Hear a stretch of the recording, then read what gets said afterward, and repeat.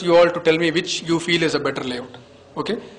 Please pardon me, sir. Both are on Bobst. A day will come when we will be showing you more of auto print dies. Yeah, at the moment it is Bobst. So I'll just show you 2 dies now.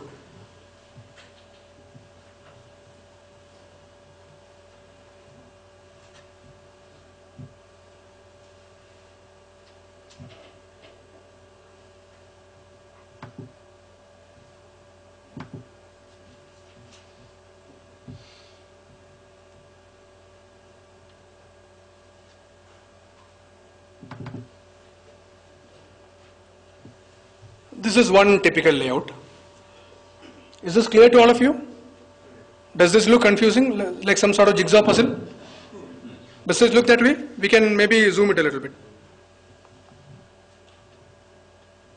1 second, sir. Let me take my mouse. Okay.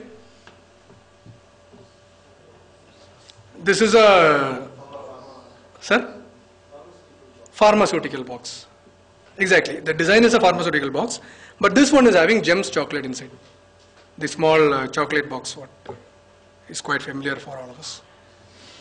And here, it's a Bob's layout where the customer has put some 146 ups.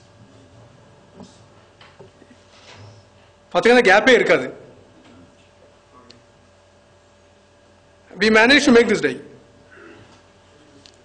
It was run also. Now this is one layout which I want to show you. Now I am showing you another layout.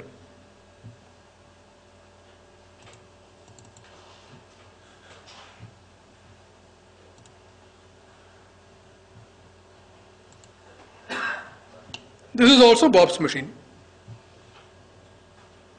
Again pharma box only. Maybe slightly larger box.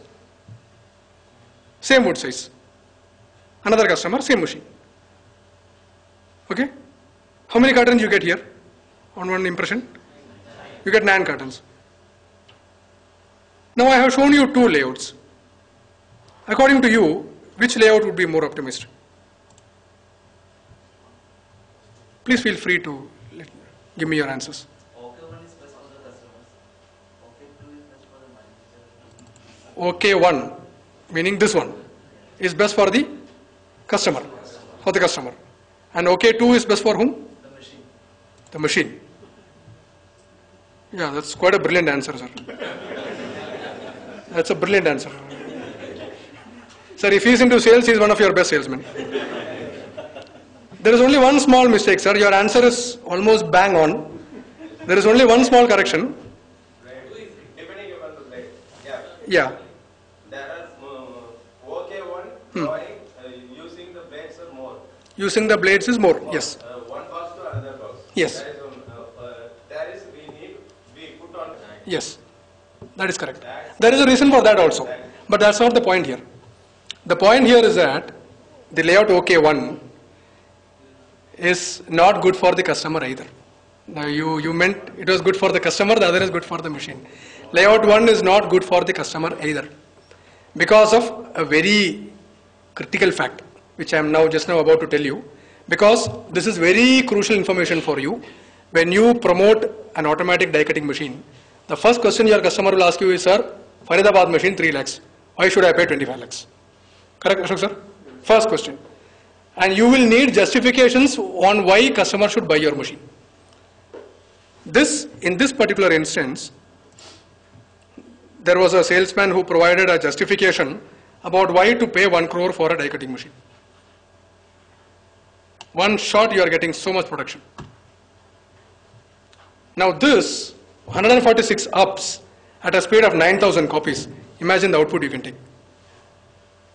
Where does that compare with a platen die cutter, right? The only problem is, it will be next to impossible to run this job. Because every time you do a bending, like say you do a bending like this, there is a bending here. Every time you do this, there is a very small height loss. Okay? So your rule, what was 23.8 mm, it tends to lose something like 0.03 mm at the area where it is bent. For every bend? every bend. Now imagine now look at this. This is literally like running through, I don't know how many of you have been through Thrissur Palakkad highway. Sir, you might have, if you drive to Cochin by car, you will realize what it is like. Your car will go like this. Your die surface is literally like that. It is full of holes, so to speak. Now what happens where you have a height loss? When you take an impression, you will not get proper correction there. I mean, you will not get proper pressure in that particular point. So you use patching tape. In which case, people coming and trying with the matchbox is not correct, is it? They usually try a machine. That's for a different reason. That's for a different reason altogether. Right. That's again very important, sir, matchbox. I think you will have a lot of half cutting on that. Not On a matchbox, you will have a half cutting. Somebody wanted to try matchbox in our machine. Matchbox we did the first lot. It was only that Gillette blade. Gillette blade is the toughest thing you can do, sir. That is what your customer will bring to you first. The moment I go to a customer who doesn't want to give me work, he will give me Gillette die first of all. Because he needs a reason for rejecting my die. Because it is having cutting, half cutting, cutting, half cutting, cutting, half cutting together. It is literally impossible to get that perfectly. It's the toughest thing you can undertake. Whether it's on a new machine or whether it's for a new die maker, it's possibly the toughest project. Maybe the printer is also getting, whenever he goes to Gillette, they give this job to him. Exactly. Gillette is looking for a reason for not giving him a job. Exactly. Absolutely. The whole chain continues. It's a whole chain of somebody not wanting to give somebody else something. Okay, sir, coming back to this. Now here when you have so much of height loss everywhere, imagine the time you will spend on patching. Make ready. Okay, you are patching all the time. For this customer to run his machine, we went to Sivagasi to run that job. Myself and my colleague were waiting till the evening. Morning to evening, he is doing make ready. After make ready, he said, "Sir, now we will run production. You can go to your hotel." It became like that. And imagine the complexity of giving nicks here and there. You know, blanks must not fall down. If it falls down, then again machine will jam up. You have all sorts of problems. You cannot get a proper trouble-free production if you design a layout like this. Whereas the other one is a very professionally created layout. This is what you can easily run on the machine. Your patch up is over in a few hours, and just run a few impressions more to get your productivity. This is the right way of doing it.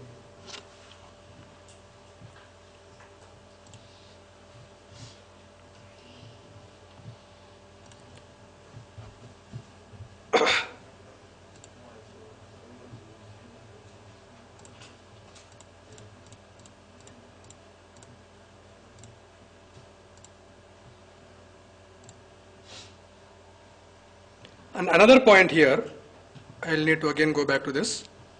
While making a layout, 1 minute. yes sir, Okay. You said, I need to open that drawing again? no, the larger die, some PPT. Yeah, I will show that point. I'm going to talk about the last point. I guess that's what you were asking me about, isn't it? No, go ahead. Yeah. I'm going to talk about the last point. Everything else I believe we have covered. No, you said in the first point, the larger die will be near impossible to make ready. That is the current OK one. The big one, the 146 ups one. 4 And- ups you have, so make ready to do. This was, we practically experienced it. We made the die, the customer was very open-minded, he said, I am also not sure sir, if you want you please come.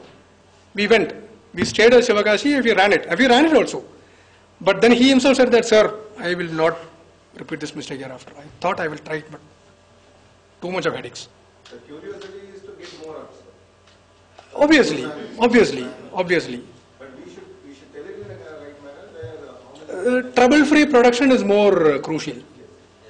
Okay, that is more important than getting everything together, which invariably will not happen. Now, another point with respect to this is regarding the grain direction. This is again very, very crucial point.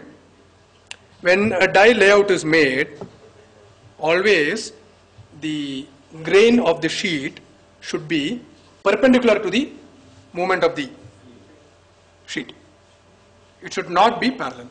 It should be perpendicular. So here if you see, here your grains in the sheet will be going horizontally, right?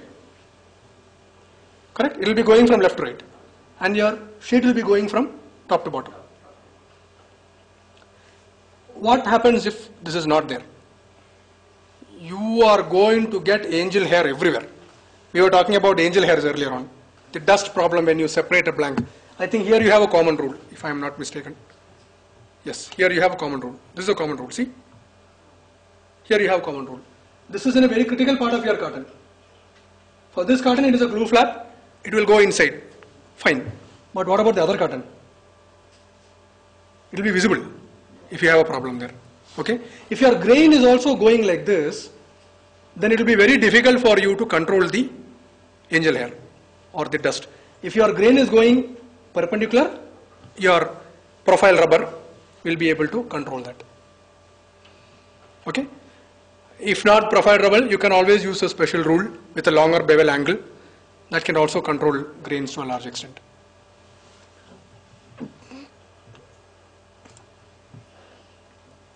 There are other problems also which are more to do with application side rather than die maker side. If you have grain on the same direction, your sheet can get, correct sir? It can get bent.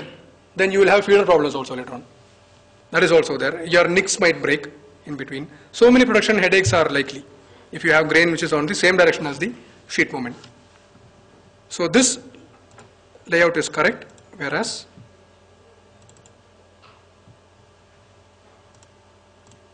this layout is correct or not correct? Not correct. Why? Both are in the same direction, right? The sheet will also go like this, the grains are also like this. Okay?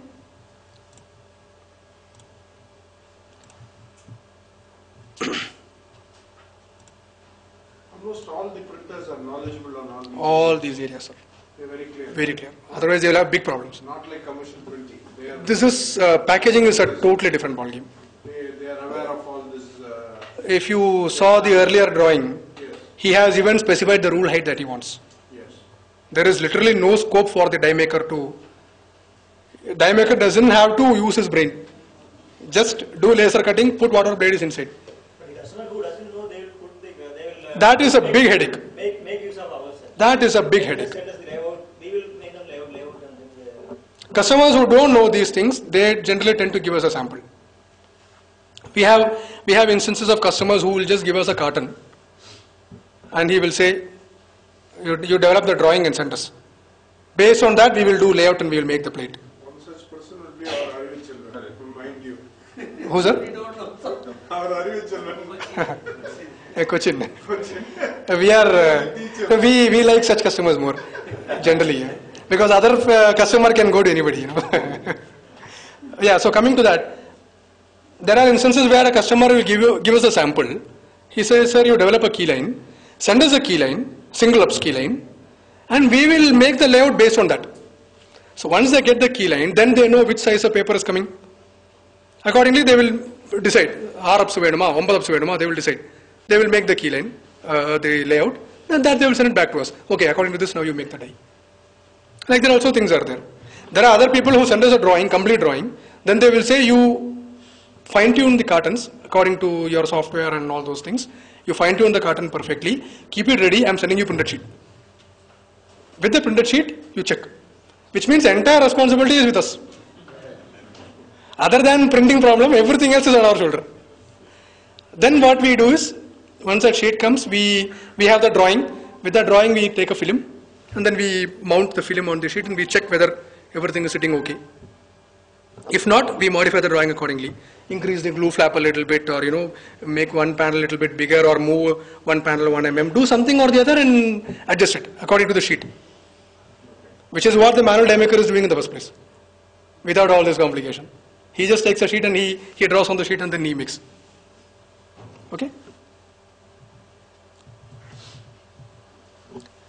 So now we are about to enter into another major subject, embossing.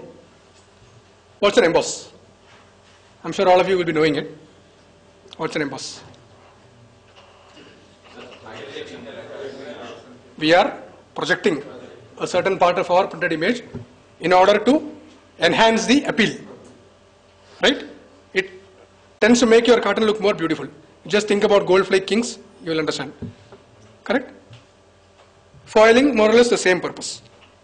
So it is a process of creating a raised surface of the board in select areas of the job which can enhance the appeal of a product. Many a times embossing is achieved in the same die where you can do die cutting. Okay, we can fit an embossing block also in the same die, and in the same operation you can do both. Also possible.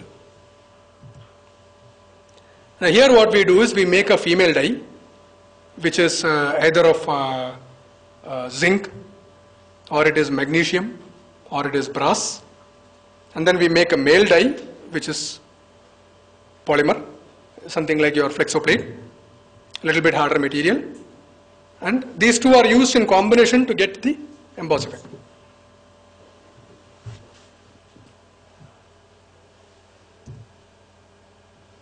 And the female die will be mounted onto the die board, and the male will be pasted onto the base plate.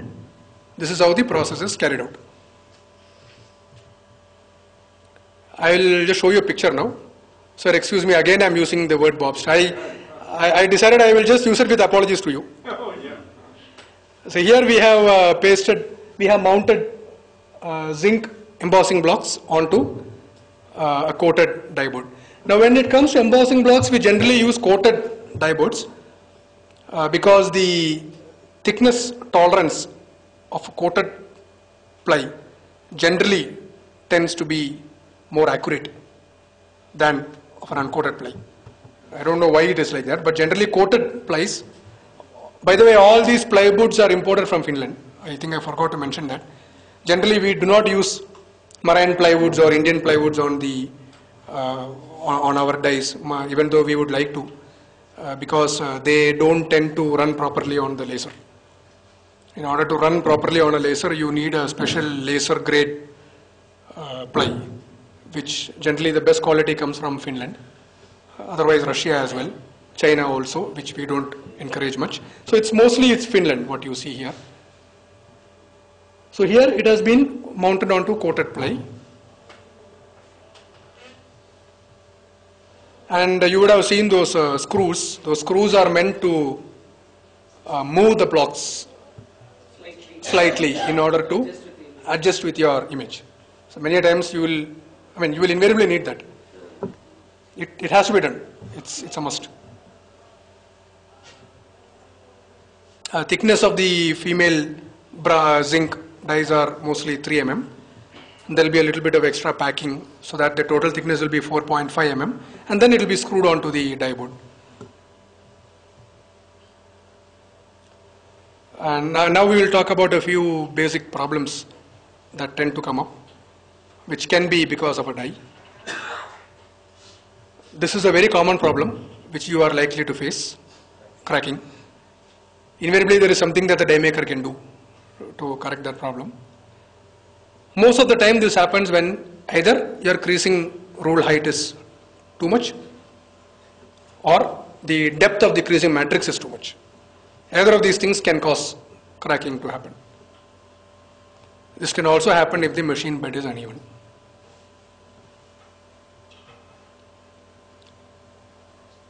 Now when it comes to a corrugated board, your E flutes and F flutes and all that, when it comes to that, the height of the creasing rule and the depth of the creasing matrix has to be decided only after measuring the crushed thickness of the board.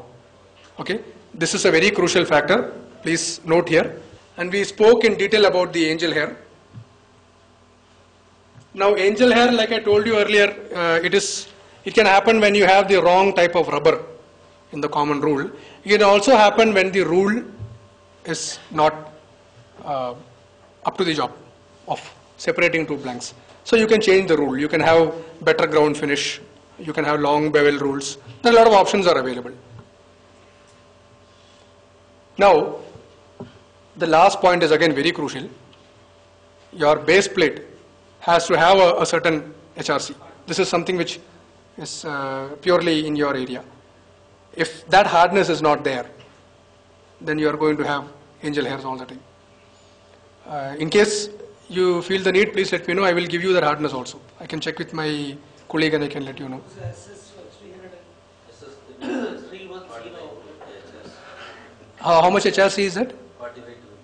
45. 45 to 50 HRC. I think that's correct.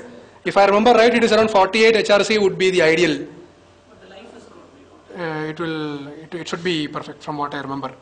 This must be We tried perfect. some other, but it never worked. Only this one worked. Sorry, sir? Only this worked. We tried tried some other, we tried 410, 420, etc. And that did not properly work. This 48 should be the right range if my memory is correct.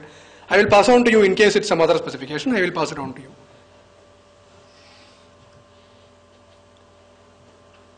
So here I have given a close-up picture. Is it clear, sir? I keep doubting. It doesn't look clear to me. But if you see, the grey color is the ordinary ejector rubber, which is about 35 degree shore. And in the common rules, you see that white color?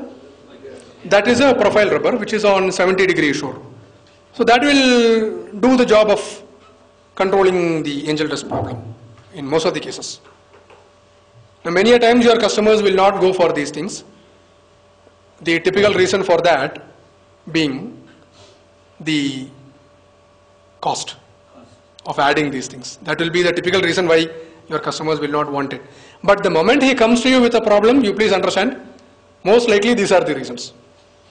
Generally we will start blaming people only when we have a problem. We will not do precautionary correction. We will not pay also for all those things. Another typical problem that you are going to regularly find is what is called a fishtail joint. When you fold a cotton, you will find a small cross. I am sure you would have observed it. There is no way you cannot have observed that. You will always have a slight cross. The reason why this happens is because when I will just draw it for you, you will understand what's a fishtail joint.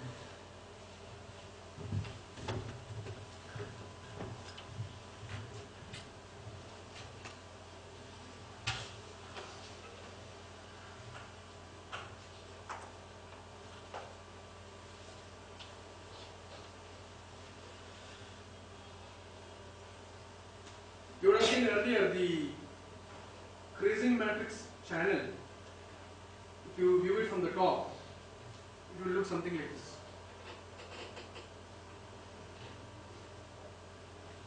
These are all supposed to be straight lines, sir. Please forgive me. And you have a depth here. Correct? This is where you get your semicircle.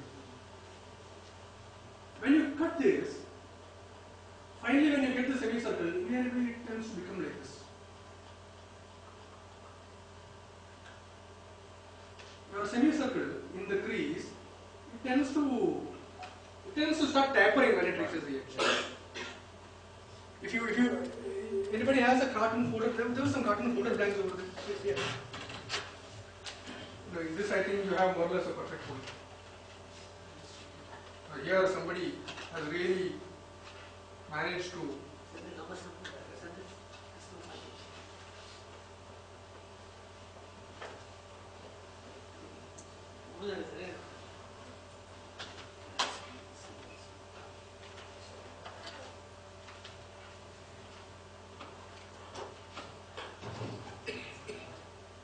There you have it. Your example. Here you have controlled it to a large extent, but you see if the fishtail joint is there, but I think the fishtail joint is there. Please look very carefully. As you reach here, you will see the semicircle tapering off. Something like, it will become like this. So then when the machine folds, there is a possibility you get a slight mistake. This is again a very, this is completely operator's skill. How perfectly they manage to cut the creasing methods and set it. That determines. And apparently this can be corrected on the folder gluer. If the operator on the folder gluer is expert enough to manage it, maybe he can correct it. They're all very tricky issues.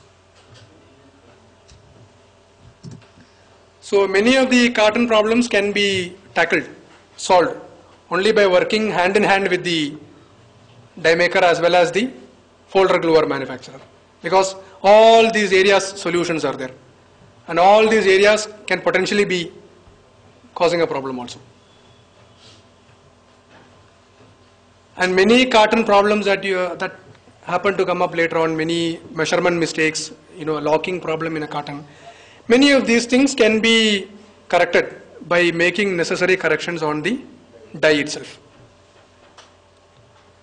And this can be done in a cost-effective manner without you don't need to actually make a new die for many of those things. For example, you have a mistake in one dimension, you want to bring down one panel, you can remove one panel of a die, cut a fresh panel, move the blade a little bit, tool it, and then insert that into the open area. You can kind of repair the die that way. Such kind of corrections keep on happening at our place. Many of these things happen when you have a locking problem. It doesn't lock, and then there is some dimension you need to correct a little bit. This will have to be done. And a good quality die, now at last I'm coming to some sort of marketing. It can run for about 2 to 3 lakh of copies, provided the machine bed level is even and accurate pressure. If you are able to obtain on the die, you should be able to run it. And like I told you earlier, the coated die boards, if the quality of the die board is good, if the density of the wood is optimum inside the die board, then you can reknife. Maybe once, maybe even twice you can reknife. You can actually remove the rule when it goes blunt and you can put fresh rule inside. That base wood is also Finland. The base, entire wood is Finland. The ply is Finland, straight. We have to import by container. And when you talk about reknifing, We remove the rules and we insert fresh rules. fresh rules. Yeah. And how would they stay? I mean, you back it up, is it? How? See, sir, it depends on the condition of the wood. Okay. When you remove the rule, if the wood gets completely shaken off because of the long application, then it might not be possible to reknife that later on. After reknifing, the die should have at least 60 to 70% of the strength what it had earlier. That's very important. So if the quality of the die board is really good, then you can comfortably do it. What you do is, you have that drawing with you. Now the rule processor machine also operates on the same drawing. The rule processor has got a computer, laser cutting is over, the job card comes to rule processor, the operator opens a file, then he selects particular areas, he gives a bend command along with the notch, the machine bends, the machine notches, it lifts, blade comes out. Then the next blade, then the next one, then the next one. Like that, one sequence he will take. Then he will go to the other area, he will take out the other sequence. All these will be given to the die maker. They will assemble it. This can be done. So what happens is, it's like making a new die, but the whole process of design and laser cutting is eliminated when you do reknifing. The other way around, is it? I mean, it's a dumb question. No, please ask me, sir. Please ask me. Keep the knife and Ah. change the board. Can also be done. Can you do that? Can also be done. Okay, then There have been instances. It's some. Oh, that's a tricky question. Now the cost. If it's. it will be between the wood and the knife. What will be? Sir, it depends on the condition of the die at the moment. Okay. Now you have used a die for, let us say, 2 lakh copies, and the rules are blunt. But you can realize from the feel of the die that the wood is perfectly okay. Send it back to the die maker. Do they do that? It can be done. It can be done. I'm coming to the next scenario. Necessarily they do this. It is, of course. We are ourselves doing it. Okay. We have sent a die to, let us say, Manipal Press, and they made it. And then they suddenly feel that, sir, here the crease doesn't seem to be okay, so our client seems to have a problem. So it's not properly folding on the auto carton machine. So they have come back to us, so what do you feel we should do? Sir, let's put cut crease over there. Okay, I'm sending the die back. Let's put cut crease there. Okay. Can happen. Or let's say Now you have a panel which is 100 mm and the client wants to make it a bit smaller. We can do it on the same die. But let's say he wants to make it a bit bigger. That you cannot do on that die. But you might be able to use some of those blades. So then they will send an email saying wherever possible you use old blades and do fresh laser cutting. Old blades with fresh laser cutting. Yes, quite possible. Normally on where it will be only, code will be, only the blades will wear first. Blades only will wear first because they bear the brunt of the operation, not the die board. Unless the die board is really poor quality, which also can happen. Now let's say I showed you the 146 ups layout, coming back to that one, something like that. While we start tooling it, there have been instances where we find that because of the heavy load of blade on the wood starts slowly getting bent. But we continue the tooling to see if it's okay after the tooling. It might be okay. We can send it. How professional are they in monitoring the life? Only by feel, or they have some logbook and they maintain how much of It depends company to company. But we have seen companies where they have real data about this particular job, this particular customer. Write it on the back of the They record their production every day. They write it on the die itself. Day one, I've seen yeah, the die. 25/8, let's say 13/8/2013, 25,000 impressions. You can tell them to note it on the die, by the way. They can note it on the die. I have seen that on one die. Then after that, 30th September, rerun has come, 50,000 impression. Board laid on the type, அதிலே எழுதுறாங்க. logbook மாதிரி தேவையில்லாம you can write it die board laid storage. Many a times operators will use this as a practice because they will be answerable for die life. Yes. They will be asked, "Yepa, idu vandu we got 1 lakh. This day why you are ordering again?" So they have to answer that. There is something might have gone wrong initially, or there was some problem, there was some quality issue. So they generally tend to note all that. So, particularly in big packaging companies where lot of dies are ordered every day, and all dies are very expensive also. They maintain logs. Other cases, there are people who forget what they are doing once a die has come. That is also there. That's okay. That's also there. Sorry, sir? Cost of the die. Sir, cost of the die is, Ashok sir has given me time till it's close to 2 o'clock now. I am okay with the coffee and the cake. If you guys are okay, we can enter into that. I'll give you a bit of an idea about it. Before that, Yeah. talk about video quality and because they should not, I forgot to, it's good you reminded me. because they should not they will go for economic dice and they will get their. No, we will try to clear as much of their, Except No, for but still they should do like. One more area I want you to cover is yeah, between a manual platen die yeah, vis-a-vis a die used on the machine, yeah, on the automatic die punching like Repetto or Bob's. yeah.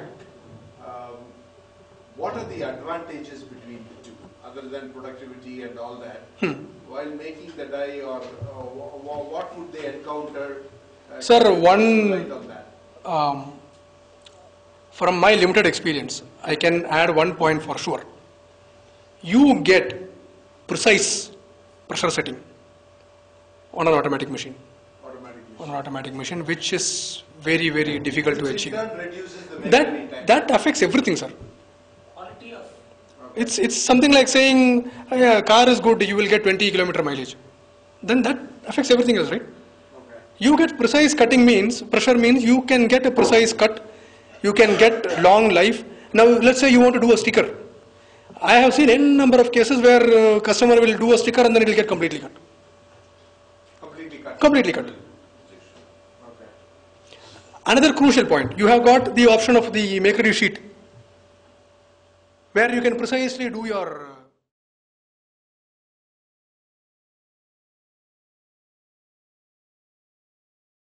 structural design. This is very crucial, and very few customers truly understand how it is to be done because the know-how is so rare in our country. But of course, I'm not talking about TCPLs and Parksons and ITCs. Not that category. They have got everything in-house. Like I showed you the file earlier, it was done by somebody who really knows the job. But most of the people whom you are going to meet tomorrow, they will be having problems with that. They will, sir, na indha mari carton panne sir, adu reject aichi. Yana adu lock agale sir. Customer place poita avanga soap pota keela vindita. It can happen. All these problems will be there. Now what we can do, how we can contribute to that, is we can make structural designs. This is a very important point for you. Your customer has a job, he has a, let us say 100 mm by 100 mm by 50 mm carton, 100 mm length, 100 width, 50 height. He has a carton and he wants it to be a particular type of, let's say he wants a crystal bottom. We can precisely design that. Regarding this design, there was one, is there something called die optimization software or something? The tool is there in our software. Now we have a design. Somebody was specifically telling they sell those die optimization software. Softwares are available, sir, which people can buy. Like for example, if you take most of the packaging people, they will be buying this software called RTOS CAD, which is a typical structural design optimization software. It's quite typical. The software what we have is also doing the same functions. Only thing is those softwares are very expensive. Now we have invested about 14 lakhs on just one dongle. Just one dongle. Another dongle, another 14 lakhs. So you can imagine how capital intensive the whole thing is. People spend lakhs on that. So it is there, it is very much there. So this is something we can do, and that is the next point. We can make optimized layouts for your customers. So rather than they bothering their head about it, we can do it for them. These are all quite risky, by the way, because when you do these things, you take responsibility for everything. And it's a 5,000 rupees die, and they will be doing 5 crore turnover with that. Of course, when we do these things, there will be a small cost attached to that. We will be adding a small design charge when we do such jobs. So we look forward to working hand in hand with you, sir. So thank you very much, all of you. I have come to the end of my slideshow. I hope I have not bored all of you too much. If there are any questions, please feel free to ask. Yes, sir. So 2 to 3 mm bleed is always required. It's very desirable. It's very desirable. Generally, because paper tends to expand while we print it. So by the time you reach this end, probably your die cutting will be going through the print. That is compulsory. It's more or less it is needed. So nothing to do with the die. It has nothing to do with the die. It's all because of paper expansion we are doing it. That's what I have understood. I can always cross check, but that's what we have understood in our limited experience. Bleed, it's always good to give it. Especially when they have the paneling like this. See, you have very tight. See, this is very tight.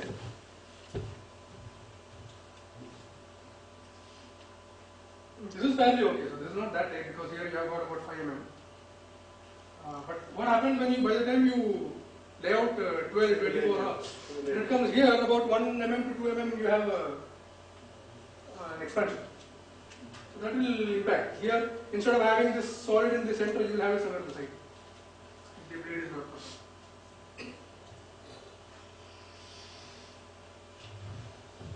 Yes, sir. You had more questions, I believe. Other point is the coating. Yeah. How it affects the grease. Generally, all the cartons are coated UV or aqueous. It's a tricky thing. In one experience, it happened because it was a fluted board. Now, when it's a fluted, then I think by the time you die cut, it's kind of dry. By that time, it has affected almost the entire properties of the board. On a folding carton, not much of a problem you are going to face. It's mostly on corrugated. The other information is minimum blade thickness. Yeah, something very important I forgot to tell you. I'm sorry. Shanmugam, thanks for reminding me. I told you all earlier about the thickness of a 2-point cut. You all remember how much it was? It was 0.7 mm. when a customer makes a drawing, always make sure that you have at least 2 mm gap between two blanks. At least 2 mm. Okay. The reason for that is the thickness of the laser beam. Whatever is the thickness of your rule, the same is the thickness of your laser beam.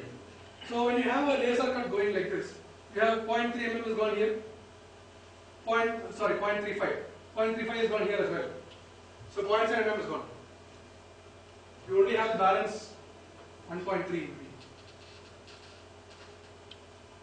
Same way, your customer has a design which goes something like this.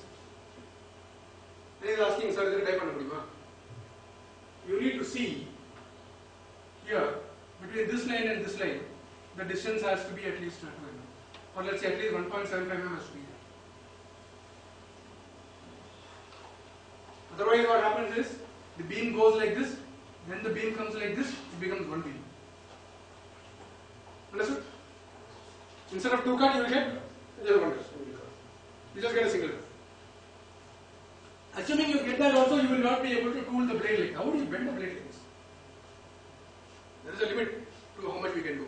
So many times when a customer shows you something really intricate, sir, in this machine can you do that? Sir, please check with the die maker. It's not what machine can do, it's what can be made on a die. Okay? So did I leave out anything else? So I think this is it. Yes sir, any other questions?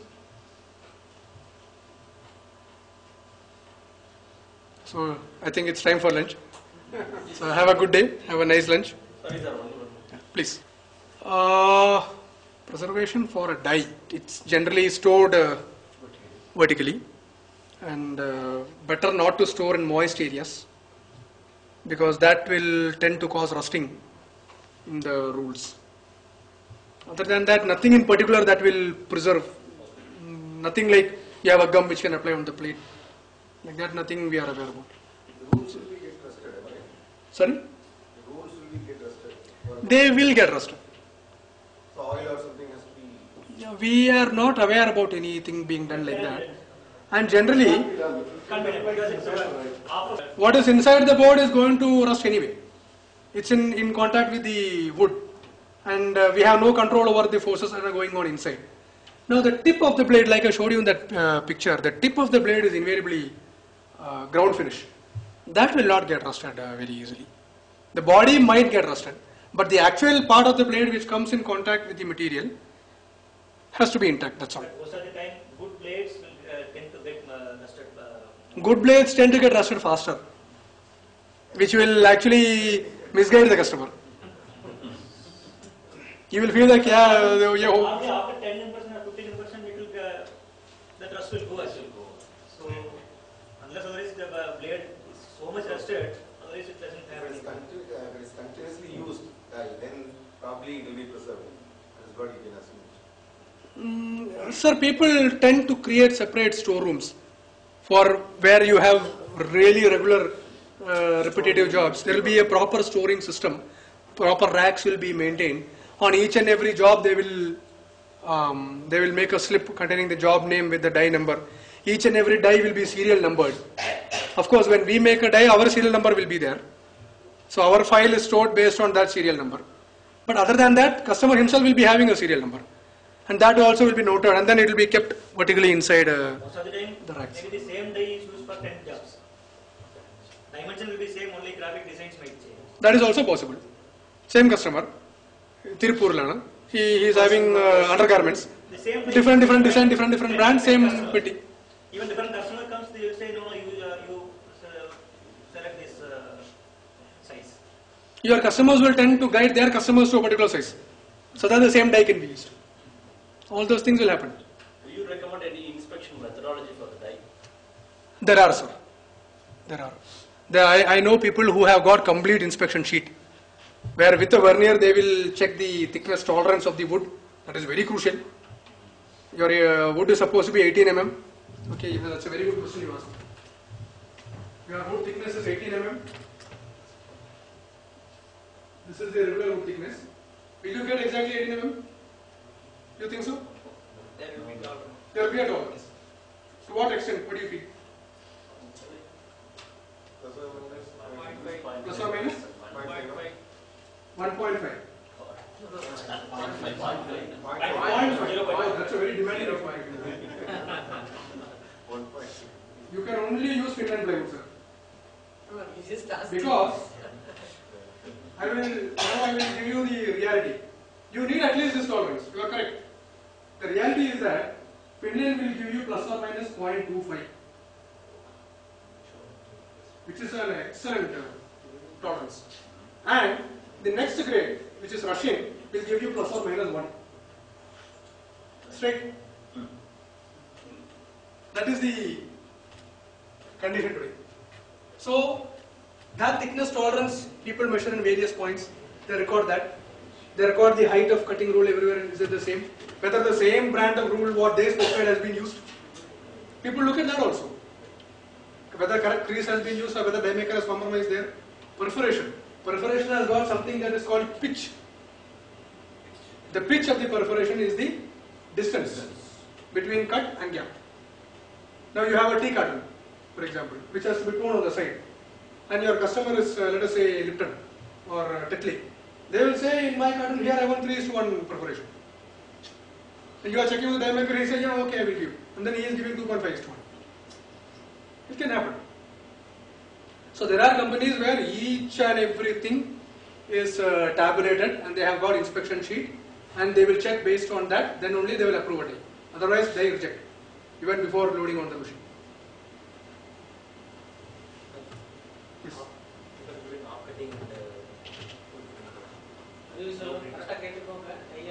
Paint sticker. I will just briefly talk about that also. I think right in the beginning we spoke about half cutting. And where do we use half cutting? Two types of half cutting are there. One is which is used on stickers, which we spoke about. A customer is wanting to do a sticker and he is wanting to do half cutting, means he has to inform that to the die maker, because the die is made differently. Okay? The die is not made the same way. The rules are the same, the wood is the same, everything is the same. But there is a small difference in the process. Because when it comes to half cut, the blade needs to have a little bit of it should not be hard and fast. If it's hard and fast, you give a hard and fast pressure, full cut. It has to be able to move a little bit. Then only you can achieve the exact kiss cut. For that there is a method in die making, which we use it. So the customer only has to specify that he needs to do half cut. This is in the case of sticker. Now when it comes to carton, like Sir Varnavali or Gillette, ideally we would not like to take up such jobs. Because the reason being, it is next to impossible to get correct cut and correct half cut on the same day. Or your method should be that much refined. There is this company in something like FM screen. It's like there is this company in Germany called. Now we don't do cigarette carton dies, for example. It might look rather simple. Why you cannot do Keglan? But we don't do that because the cigarette finally after die cutting is over, it runs through some sort of filling machine and some sort of thing is there, and it's not going to happen. What we make is going to get rejected for sure because there are so many small tips and tricks involved in making a cigarette die. The company which specializes on cigarette dies is a company called Marbach, which is in Germany. They are in the outskirts of Stuttgart and they are making dies for close to 150 years. They only make dies. They can make cigarette carton dies. Same like a cigarette carton, your Gillette. From what little bit I know, ITC, who makes cigarettes mostly, they get their dies only from Marbach. Same way TCPL, which is in Silvassa, who also makes a lot of cigarette cartons. They also get dies from Marbach. Even the bed where we do I showed you the assembling, manual assembling going on. The bed of that table has to have a certain tolerance, perfection. We only have granite slabs to place on the table. You can imagine what perfection our granite slabs will have. It will be 2 mm here, 2 mm down there. There is no way you can get the same accurate leveling. So you have a cut, you have a half cut. Cut is 23.8, half cut 23.6. And both are coming to the board with the same pressure. You cannot give selective pressure. Same pressure.